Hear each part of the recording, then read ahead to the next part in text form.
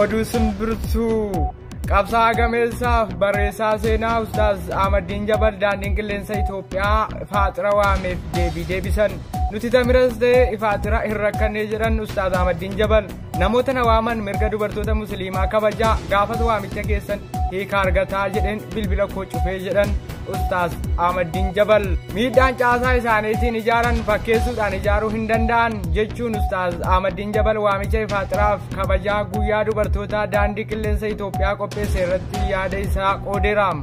Leencicha amantaa Islaamaa Ustaaz Ahmadiin Jabal tibbana daandii qilleensa Itoophiyaa irraa waamicha ifaatiraa hoteela Iskaalaayititti affeeramuu isaanii kan ibsu waraqaan waamichaa fi bilbilli isaanii bilbilamuu kan kaase yoo ta'u ifaatira kana irratti hirmaachuu danda'u gaafa mirgi dubartoota musliimaa daandii qilleensichaa keessatti kabajame ta'uu ibsaniiru. Biiroon tikeetii irraa eegalee hanga balalistoota xiyyaaraa dubartoonni musliimaa akka hin hirmaanne caasaa diriiruutu jiru kabajoota mirga dubartootaa fakkeeffachuuf kabaja guyyaa dubartootaa maarchii 8 sagantaa qopheessuu ministeera dhimma dubartootaa fi hawaasummaa affeere sagantaa qopheesse isaanii qoosaa fakkaatas jedheeraam. Ustaaz Ahmadiin Jabal majlisa kana duraas turee fi kan amma irra deddeebiin gaafatu hanga ammaa deebii argadhee mirga dubartootaaf daandii qilleensichaa keessatti hardhas akkasumatti dhiibbaan itti fufee jira jedheera.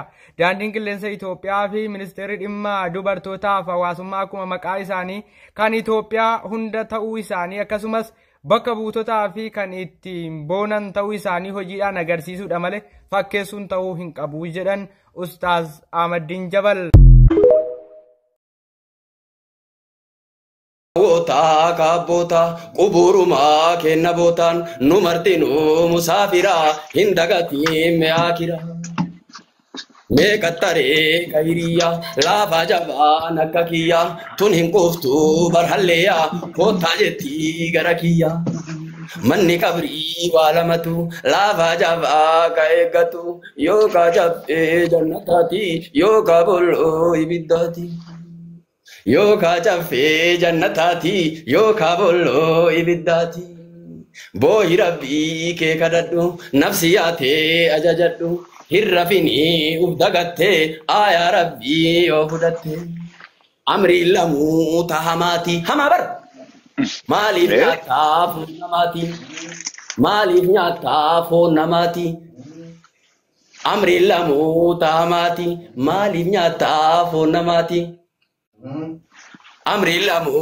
tahamati malif nyata fonamati nashida sanaddan dagadde badabati kiya malif nyata fonamati nuserate dalilu nutigese barasulu hujuratin bani lali sura hujurat banika hujuratin bani lali kuni qalin kajalili wala yaghtab ba'dukum ba'dan jade serenuhi aya kudala marratti nu odese bayanatti rasulille nu himani gafa miraja bayani rasulille no imani gafa miraja bayani argani zahirumani tuta kotte sibillani kasi bar sibila harkisani bar tuta kotte sibillani takoto anko qoma fuli wanisani kana tofkoto tani bar qoma fi ful qoma fuli wanisani ya jibrilu jedanini mali balle sani sani ya jibrilu jedanini nabi jedani barna jibril tu fude de mani miraj ol bayani barti mul jannat alle argani de biane sabal ya jibrilu jedanini mali balle sani sani waranyate fon namati kan turese makasati jedani jawabani fi kuni jazan kaisani jedani jawabani fi kuni jazan kaisani kana mitako mai gitta tamma wallahi ما شاء الله أما اللي هفتي جرتي شيكا هفتي جرتي تعم بالسنيجرة اتفوف يا شيخ اتفوف فينا ما شريعة فينا ما شريعة فينا نطلع قرن ذكرك ربنا رب العالمين دون جنة ربيتي دون كنني دواما دنيا إرغدانا آخر من نسر Ibada Rabbi jabesa ya obolo wankenna mana kabri gadi senna dukkan tilati jabena salata Rabbi jabesa ya obolo wankenna siraata gubbarra geenna jahannamiin qileen fageenna ilaahi mati haqiiqa sallimna min albalaaya zalzalaa guyyaa qiyaamaa waan namaan birmatu aana haati waasii gooti zalzalaa guyyaa qiyaamaa waan namaan birmatu aana man badda'a bihi amaluhu lam yusrii bihi nasabuhu jedhan namni dalagaan isaa duubatti isaan bifte aanaan isaa homaan gootu jannata rabbii kennaati keessaa duun isaa warqiidha nabii kennan nu odeesse sallallahu alaihi wasallam kure ammallee maal jaan isheen kenna beetanii gaafa hiriyyaan tante laadii keessa si keettee galtu si biraa naa kiriifi munkariin maal jechuun si gaafatan awwalarraa yaa kariimu yaa Allah nu beeksisi deebisuu jawaabarraa yaa kariimu yaa Allah waan jawaabnu nu kaayii arrabarraa bar uleen jarasanii dhedheertuu firdoo jabduu sibiilarraa saanii nama dawanii yoo wallaalan deebisuu jawaabarraa yaa kariimu yaa Allah nu beeksisi deebisuu jawaabarraa kana jedhanii baraboo ammallee maal jedhan awwalli shahaada lamaanii eeganaa soomumaaf salaataa eeganaa hajjimaaf zakaataa kunamnaan bade hojimmaanuu kunamnaan bade hojimmaanuu nashiida baay'ee jiraa bara nabi waliin haa gadhiisu akka namni amma eebba jedhu kan maatii haa ta'u kure akka namni amma fuula takka nashiidaa baasee eebba jaabar amma namni surreellee bitate eebba nuun jedha surree maa bitate wallaahi billaahi namni biizinasa jira waan taate wallaahi billaahi jira haadha quraan hadiisa dhiisee nashiidaan jedhu nashiidaa shangadhiisaan akkasi fuula shangadhiise bakka isuma ulamaa'in illee isuma amma abbaa wanni tiktookiin illee du'aayii godha amma nashiidaa lama sadii gadhiina du'aayii godha yee gabbaa kiyyanna dalage wallahi dalage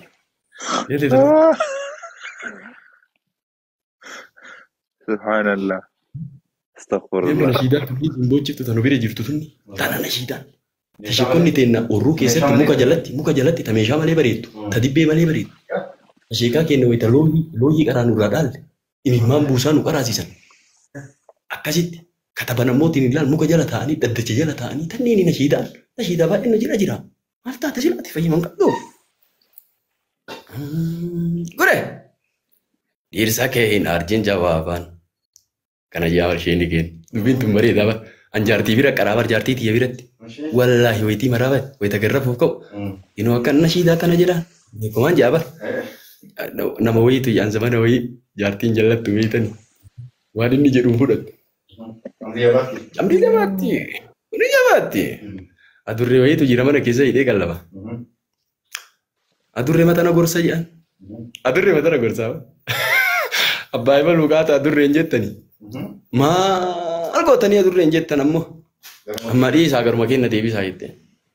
Inni adurree akkana jedha. Adurree waajibni salaataa kan, sunanni salaataa kan, arkaanni salaataa kan, shuruunni salaataa kan. Adurree barsiisaa bara.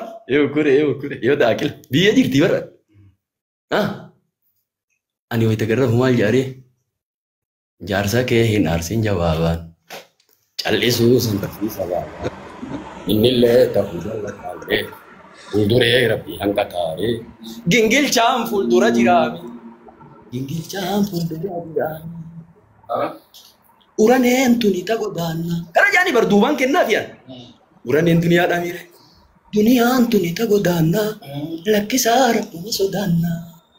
Horii kee ka halkanii yaaftu. Halkanii yaasan namni galii salaata deemaa ni salaatu bar.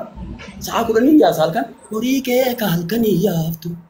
Gaaf tokko irra yaati dhaaltu. Argitee waa garaasi nyaattu si waliin hin awwaalaniimi ilmollee jalan fiidaniimi qulfiillee jalan fiidaniimi. Abboo isin seente moo isin seene natti marabbuma addaati. Wallahi sheekha dhugaa beeytaa nusajjili wallahi.